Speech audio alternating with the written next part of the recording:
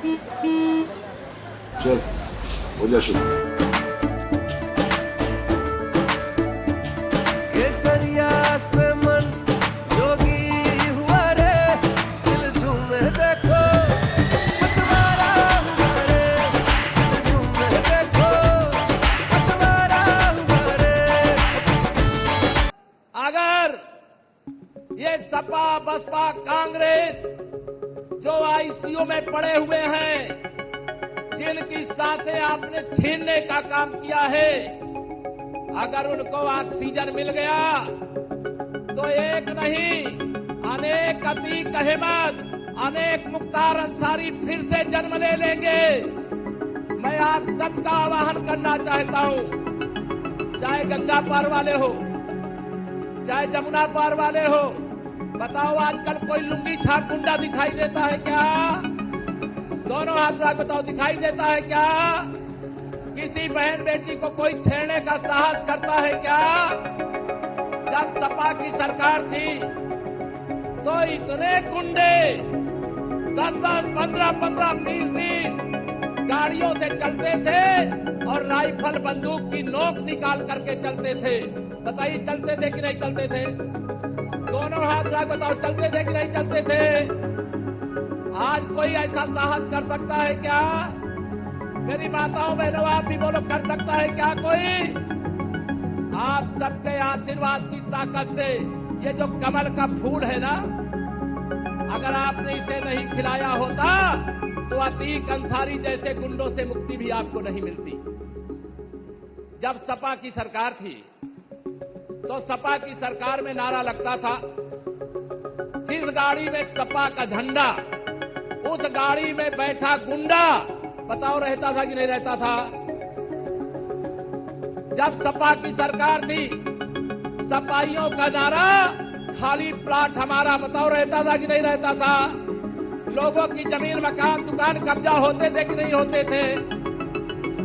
पता नहीं कब किसके पास इन गुंडों अपराधियों माफियाओं का फोन आ जाए कि इतना पैसा दो अन्यथा तुम्हें इस दुनिया से विदा कर देंगे। आज कोई ऐसा साहस करता है क्या? आप सबसे मैं निवेदन करना चाहता हूं, 2024 के इस लोकसभा चुनाव में ये सारे विरोधी एकजुट हो गए हैं। सपा और कांग्रेस ने गठबंधन किया है और मैं इस मंच से कहना चाहता हूं, अगर इलाहाबाद संसदीय सीट की ओर आप देखिए तो सीट से जो समाजवादी पार्टी और कांग्रेस पार्टी की ओर से प्रत्याशी आया है, जो जमुना पार वाले होंगे, ध्यान देना, किसी को ऐसा छोड़ा है क्या जिसको किसी ना किसी फर्जी मुकदमे में न फंसाया हो? बताओ छोड़ा है क्या?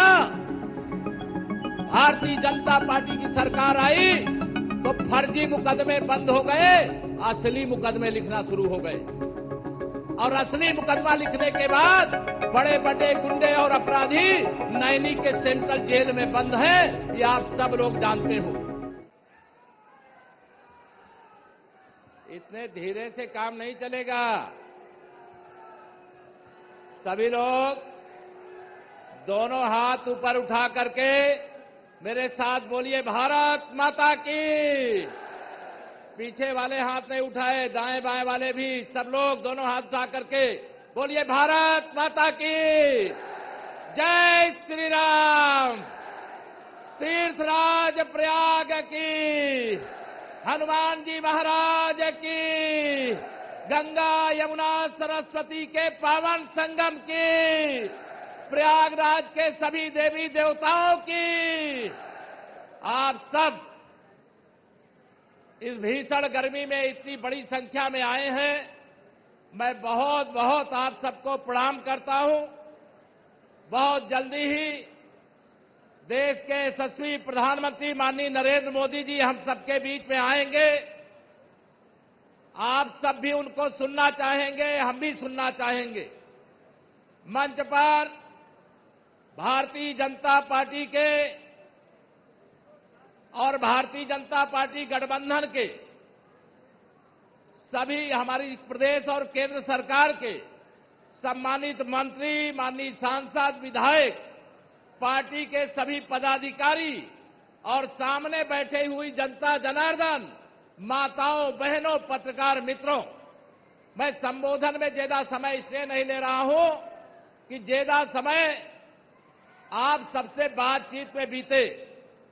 सभी लोग अगर ध्यान है तो 2014 के लोकसभा चुनाव में इसी स्थान पर माननीय नरेंद्र मोदी जी आए थे, याद है? दोनों हाथ उठा बताओ, याद है? तब क्या हुआ था? फूलपुर में भी कमल का फूल खिला था और इलाहाबाद संसदीय सीट में भी कमल का फूल खिला था। 2017 के विधानसभा चुनाव में इसी मैदान पर माननीय प्रधानमंत्री नरेंद्र मोदी जी आए थे। तब गंगा पार हो, यमुना पार हो, प्रदेश हो, चारों तरफ कमल का फूल खिला था। 2019 के लोकसभा चुनाव में जब सपा बसपा का गठबंधन था, तब भी आप सबने इसी मैदान में माननीय नरेंद्र मोदी जी को सुनने के लिए आए थे और दोनों सीटों पर नहीं, भदोही और कौशाम्बी में भी कमल खिलाने का काम किए थे। 2022 में भी आप सबने भारतीय जनता पार्टी और गठबंधन को विजय दिलाने का काम किया। देश में, प्रदेश में डबल इंजन की सरकार बनाने का काम किया। मैं आप सबका वंदन और अभिनंदन करता हूं। आप सबसे आज मैं कहना चाहता हूं, 2024 की इस लोकसभा चुनाव में अगर फूलपुर से प्रत्याशी श्री प्रवीण पटेल जी हैं, तो इलाहाबाद संसदीय सीट से स्वर्गीय पंडित केसीनाथ त्रिपाठी के पुत्र श्री नीरज त्रिपाठी जी प्रत्याशी हैं। लेकिन हमारे प्रत्याशी माननीय प्रधानमंत्री श्री नरेंद्र मोदी जी हैं। मेरी बात सुन रहे हो तो हाथ उठा के बताओ, हमारे प्रत्याशी माननीय नरेंद्र मोदी जी हैं। हमारे प्रत्याशी मुख्यमंत्री योगी आदित्यनाथ जी हैं। आपके प्रत्याशी के रूप में केशव प्रसाद मौर्य भी है।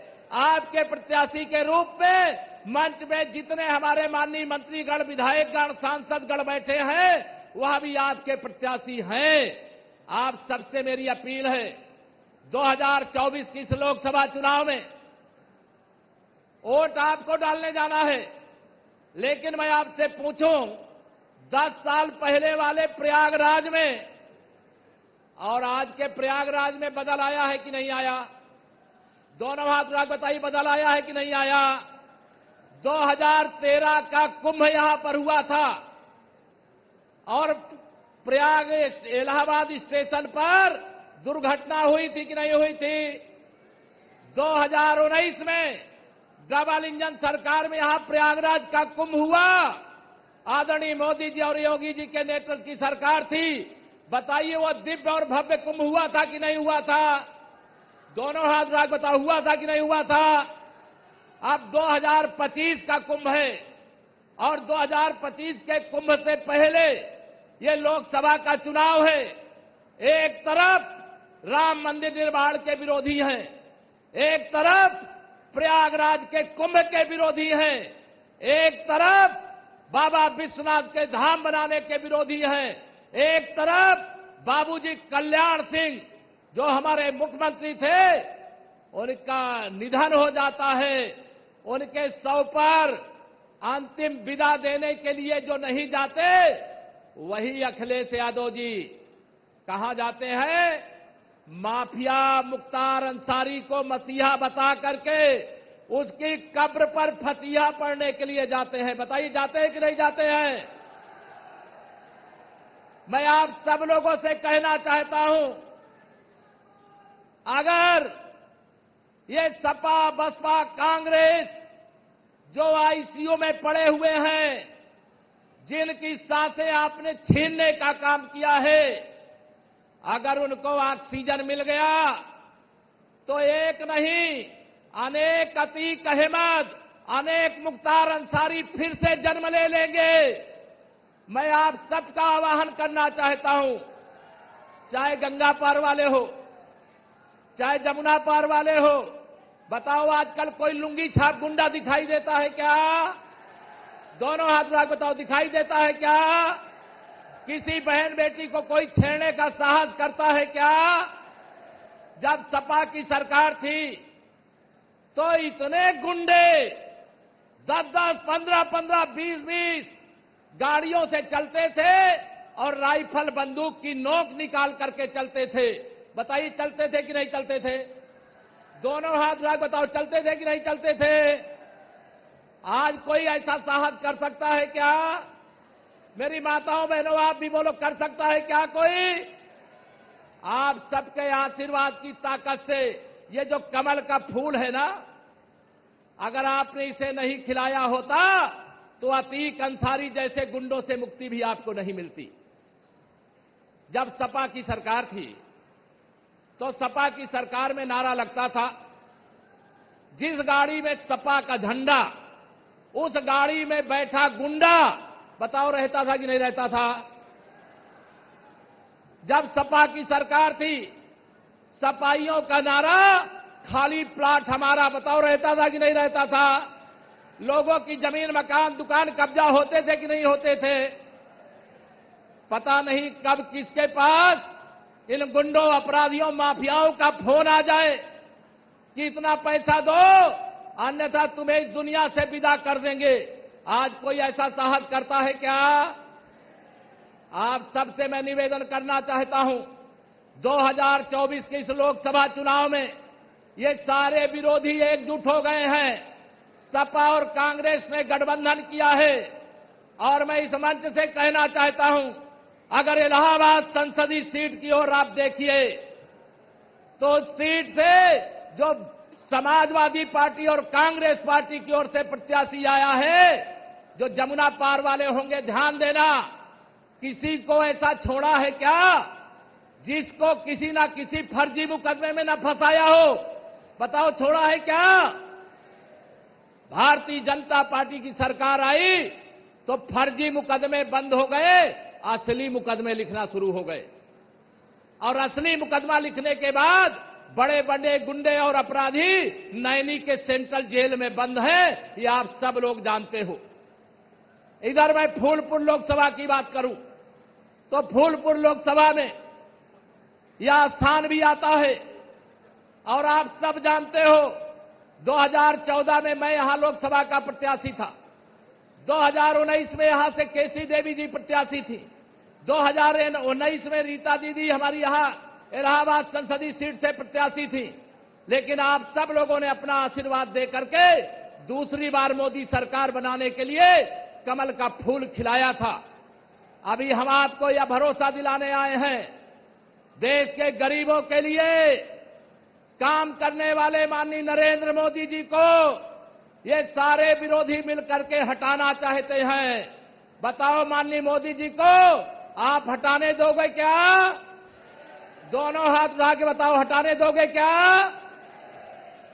2024 की इस लोकसभा चुनाव में एक तरफ सपा, बसपा, कांग्रेस और इंडी गठबंधन है, एक तरफ भारतीय जनता पार्टी, अपना दल, निषाद पार्टी और सुहलदेव भारतीय समाज पार्टी, इसका गठबंधन है। राष्ट्रीय लोकदल भी हमारे साथ अब है।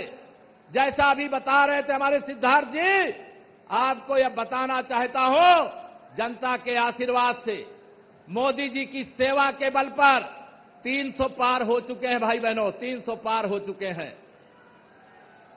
और मोदी जी ने जो कहा, बताओ, मोदी जी ने जो कहा वो किया कि नहीं किया?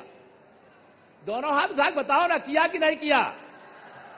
मोदी जी ने कहा था, अगर 300 से अधिक सांसद जिता करके दोगे तो रामलला का भव्य मंदिर बनाऊंगा। बताइए, बनाया कि नहीं बनाया? फैसला उसका कहां हुआ? तो इसी प्रयागराज के कुंभ में हुआ था। मोदी जी ने कहा था, आप 300 से अधिक सांसद जिता करके दीजिए, मैं जम्मू कश्मीर से 370 हटाऊंगा। बताइए, हटाया कि नहीं हटाया? मोदी जी एक गरीब मां बाप के बेटे हैं, एक पिछड़े वर्ग के परिवार में पैदा हुए हैं। फैसला उसका कहां हुआ? तो इसी प्रयागराज के कुंभ में हुआ था। मोदी जी ने कहा था, आप 300 से अधिक सांसद जिता करके दीजिए, मैं जम्मू कश्मीर से 370 हटाऊंगा। बताइए हटाया कि नहीं हटाया? मोदी जी एक गरीब मां बाप के बेटे हैं, एक पिछड़े वर्ग के परिवार में पैदा हुए हैं। उनके पिताजी चाय बेचते थे, उनकी माताजी दूसरों के घरों में झाड़ू पोछा करती थी, लेकिन एक गरीब मां बाप का बेटा देश का प्रधानमंत्री बन गया तो बहुत सारे सामंतवादियों को बर्दाश्त नहीं हो रहा है, भ्रष्टाचारियों को बर्दाश्त नहीं हो रहा है। वह सब सोच रहे हैं कि मोदी जी को हटाओ, लेकिन उनको मालूम नहीं है देश के 80 करोड़ लोगों को माननीय मोदी जी प्रधानमंत्री गरीब कल्याण अन्न योजना का राशन दे रहे हैं। बताओ दे रहे हैं कि नहीं दे रहे हैं? दोनों हाथ उठा के बताओ मेरी माताओं बहनों, मिल रहा है कि नहीं मिल रहा? अब ये विपक्षी चाहते ये राशन देना बंद हो जाए। क्या बंद होना चाहिए कि होते रहना चाहिए? मोदी जी ने कहा है तीसरी बार मोदी सरकार अर्थात 5 साल आगे भी प्रधानमंत्री गरीब कल्याण अन्न योजना का राशन मिलता रहेगा। मोदी जी को ताली बजा करके अपनी शुभकामना दीजिए, वो गरीबों के हित में फैसला लिए हैं। मोदी जी ने कहा है, मोदी जी ने एक जांच करवाई मेरे भाई बहनों, और उस जांच में ये पता चला ये सपा बसपा कांग्रेस की जब मिली भगत वाली सरकार थी तो इस सरकार ने एक सर्वे कराया था, गरीब कौन है अमीर कौन है, और उस सर्वे में जो गरीब था उसको अमीर दिखाया, जो अमीर था उसको गरीब दिखाया। इसके कारण से बताओ दिखाया तो घोटाला हुआ था कि नहीं हुआ था? इसके कारण से मेरे बहुत सारे परिवार ऐसे हैं जिनको प्रधानमंत्री आवास मिलना चाहिए था, नहीं मिल पाया। उनको भी मिलना चाहिए कि नहीं मिलना चाहिए? दोनों हाथ उठा बताओ मिलना चाहिए कि नहीं मिलना चाहिए? मोदी जी ने कहा है 4 जून को 4 बजे 400 पार होने के साथ ही 3 करोड़ प्रधानमंत्री आवास और बनाऊंगा। जिनका नहीं बना है उनको भी बना करके देने का काम करेंगे। ये विरोधी लोग पहले कोई योजना बनाते थे तो उसमें बड़ा भ्रष्टाचार करते थे। कितना भ्रष्टाचार? 85% का घोटाला। अगर 1 रुपया दिल्ली से लखनऊ से भेजते थे तो 85 पैसा दलाली खा जाते थे।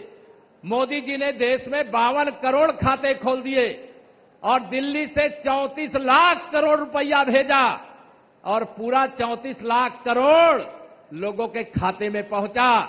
बताओ जिनको प्रधानमंत्री किसान सम्मान निधि मिलती है उनको पूरा 2000 मिलता है कि नहीं मिलता? दोनों हाथ उठा के बताओ ना, मिलता है कि नहीं मिलता? अगर ये सपा बसपा कांग्रेस वाले होते तो आपको 300 रुपया मिलता, 1700 रुपया उनकी दलाली फिक्स थी। लेकिन मोदी जी ने कहा न खाऊंगा और न खाने दूंगा। जिसने भी मेरे देश को, मेरे गरीबों को, किसानों को, नौजवानों के भविष्य को लूट करके खाया है, पाई पाई वसूल करके उन्हीं गरीबों की भलाई में खर्च कर दूंगा। इससे ये विरोधी बौखलाए हुए हैं। उनको लगता है कि अगर मोदी जी तीसरी बार आ गए तो इसमें से बहुत सारे नेता आजकल जमानत पर घूम रहे हैं, उनको लग रहा है उन्हें जेल जाना पड़ेगा। मैं देश की अगर बात करता हूं तो आज हमारी सीमाएं सुरक्षित हैं। जो पाकिस्तान पहले कश्मीर मांग रहा था आज कटोरा लेकर के दुनिया से भीख मांग रहा है। बताइए मांग रहा है कि नहीं मांग रहा है? पहले हमारे यहां आतंकवादी हमले करता था, आज आतंकवादी हमला कोई करने का साहस कर सकता है क्या? मोदी जी ने आर्डर दिया है पहली गोली मत चलाना, लेकिन अगर दुश्मन की ओर से गोली चल जाए तो गोली का जवाब गोला से देने का काम करना। मेरे मित्रों, 2024 के इस चुनाव में अगर ये विपक्षी जीत जाते हैं तो इनको क्या लगेगा? पहला काम क्या होगा? रामलला के जन्म स्थान पर जो भव्य मंदिर बना है, ये लोग चाहते हैं वहां बाबर के नाम की फिर से इमारत खड़ी कर दें। कोई राम मंदिर पर बाबरी मस्जिद फिर देखना चाहेगा क्या? दोनों हाथ उठा के बताओ, देखना चाहेगा क्या? तो कमल का बटन दबाइए। बाबरी का सपना देखने वालों को राजनीति से सदा सदा के लिए विदा कर दीजिए। कांग्रेस मुक्त भारत देश, सपा बसपा मुक्त उत्तर प्रदेश बनाइए। ये आप सबसे अपील करना चाहता हूं। मेरे भाई बहनों, ये ध्यान रखना, अभी मैंने सुना 2-3 दिन पहले यहां समाजवादी पार्टी के मुखिया श्री अखिलेश यादव जी आए थे और कांग्रेस के सरदार श्री राहुल गांधी जी भी आए थे और उनकी जहां सभा होने वाली थी वहां अराजकता हुई थी कि नहीं हुई थी? दोनों हाथ उठा के बताओ, हुई थी कि नहीं हुई थी? अच्छा, अराजक तत्व जो हैं वो अराजकता नहीं करेंगे तो सेवा करेंगे क्या? उनका काम ही है अराजकता करना। ये तो भगवान की कृपा है, आप सबका आशीर्वाद है कि देश और प्रदेश में मोदी जी और योगी जी के नेतृत्व में सरकार है। अन्यथा ये देश को लूट भी ले और तुष्टीकरण तो इतना करते हैं कि कर्नाटक प्रदेश में हमारे डॉक्टर राधा मोहन जी, जो राष्ट्रीय महासचिव और राज्यसभा के सांसद हैं, कर्नाटक के प्रभारी हैं, वहां पर ओबीसी, एससी, एसटी का आरक्षण छीन करके मुसलमानों को दे दिया। मोदी जी ने पूछा, क्या इससे संविधान पर खतरा नहीं है क्या? कहे नहीं, हमने मुसलमानों को ओबीसी में शामिल कर दिया, तो ये ओबीसी के पेट में लात मारना नहीं है क्या? यह जो घोटाला हो रहा है इसके प्रति सजग रहना। कर्नाटक एक मॉडल है जिसे वो पूरे देश में लागू करना चाहते हैं, लेकिन माननीय नरेंद्र मोदी जी के नेतृत्व में फिर से कमल खिलने जा रहा है, फिर से 400 पार होने जा रहा है। तीसरी बार मोदी सरकार बनने जा रही है। अगर मोदी सरकार बनेगी तो ये सब ऐसा कर पाएंगे क्या? कर पाएंगे क्या? मैं आप सब लोगों से यहां पर यही कहना चाहता हूं, हमें इस देश के अंदर वोट जिहाद नहीं चाहिए, हमें इस देश के अंदर गरीब कल्याण चाहिए। मेरे मोदी जी कहते हैं इस देश के खजाने पर पहला हक गरीबों का है, और कांग्रेस की अगुवाई वाला इंडी गठबंधन कहता है इस देश के खजाने पर पहला हक मुसलमानों का है। बताइए, पहला हक गरीबों को होना चाहिए कि मुसलमानों का होना चाहिए? जोर से बोलो, किसका होना चाहिए? गरीबों का हक होना चाहिए। और गरीबों का हक छीनने वालों को मैं बैठाना चाहता हूं एक बड़ा से तराजू, और एक तराजू की तरफ तुष्टीकरण करने वालों को, गुंडों को, अपराधियों को, माफियाओं को, दंगाइयों को, भ्रष्टाचारियों को बैठाना चाहता हूं। एक तरफ गरीबों को, किसानों को, नौजवानों को, मेरी माताओं बहनों आपको, और मेरे पूज्य यहां किन्नर समाज से सभी हमारे यहां पर आए उनका भी स्वागत करते हुए मैं कहना चाहता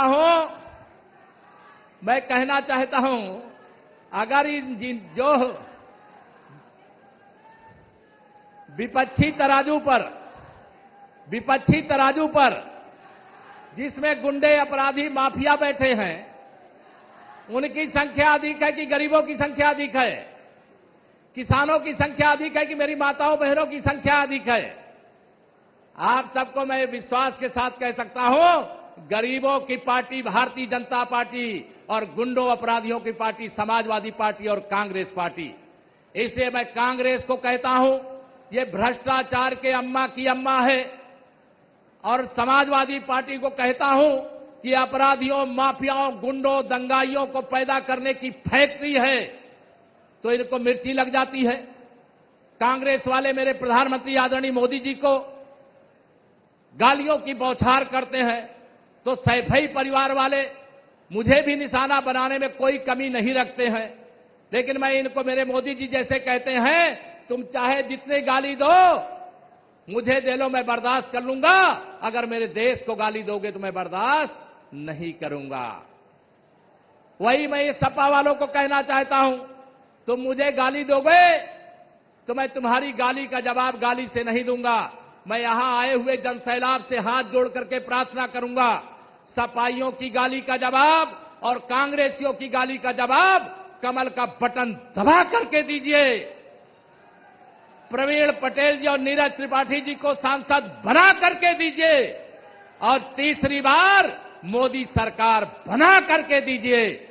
दोगे तो मैं आज इस प्रयागराज के संगम के पावन तट से ये कह सकता हूं कि अब समाजवादी पार्टी को समाप्तवादी पार्टी बनने से कोई बचा नहीं सकता, और कांग्रेस मुक्त भारत देश बनने से भी कोई बचा नहीं सकता। और एक अच्छी खबर बता दूं,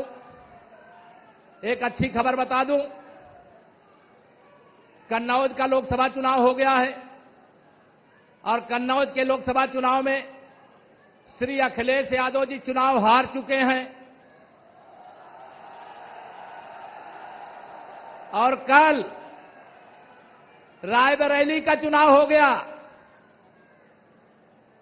उनका दोस्त श्री राहुल गांधी भी रायबरेली से चुनाव हार चुके हैं। मैं 2017 में जब इस प्रदेश का अध्यक्ष था तो मैं पप्पू और गप्पू की जोड़ी कह रहा था। आजकल इनकी दोनों की विदाई हो चुकी है, विदाई हो चुकी है और विदाई होने के कारण से मुझे लग रहा है हेलीकॉप्टर ऊपर बोल रहा है। माननीय प्रधानमंत्री जी आने वाले हैं।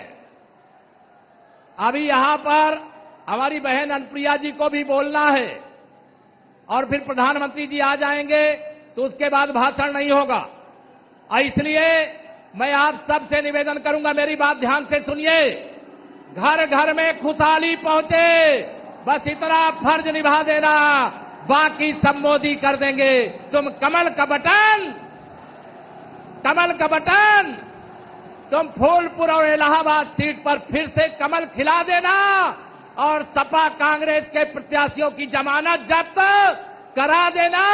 इतना ही निवेदन करके देता हूं अपनी वाणी को विराम।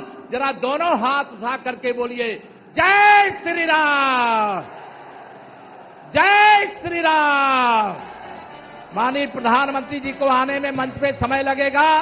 सब लोग अनुशासित होकर के अपने स्थान पर बैठ जाओ और आगे का संचालन मैं सुशील जी या अमरपाल जी जो संचालित कर रहे हैं उनको मैं सौंपता हूं। बहुत बहुत धन्यवाद।